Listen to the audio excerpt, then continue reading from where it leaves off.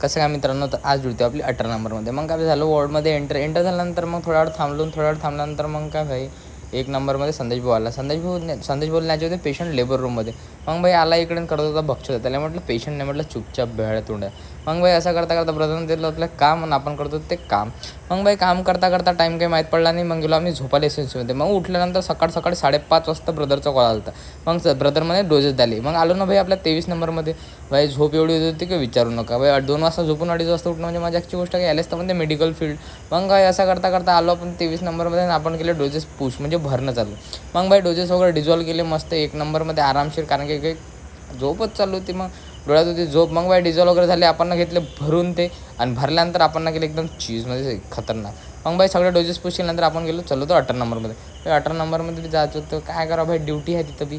मग आलो इथं. आल्यानंतर मग पहिले पाहिलं ब्रदर कुठे आहे, ब्रदर झोपले होते. मग ब्रदरला उठवलं मी खतरनाक आणि मग म्हटलं ब्रदरला डोजेस सांगितले ब्रदरनं मी करून दिले ते पुश डोजेस. मग भाई असं करता आले 2 पेशंट म्हणते आमचा डिस्चार्ज द्या म्हणते, म्हणजे डिस्चार्जची फाईल द्या. ब्रदर म्हणे असं होऊ शकत नाही आणि असं करता झालं आमचा अजून टाईमपास. मग ब्रदर म्हणे सगळ्यांना टॅब्लेट वाटून द्या म्हणे. मग भाई मी काय सगळ्यांना टॅब्लेट द्यायला वाटून ना मी घेतल्या काही, कारण की मला द्यायचं लेबर रूममध्ये. मग आलो भाई लेबर रूममध्ये आलो ना भाई, इथं होती गर्दी. मग काय गोळ्या वगैरे देऊन निघालो मी रूमसाठी. चला मित्रांनो, भेटून ब्लॉगमध्ये. चॅनल लाईक करा, शेअर करा आणि सबस्क्राईब करा.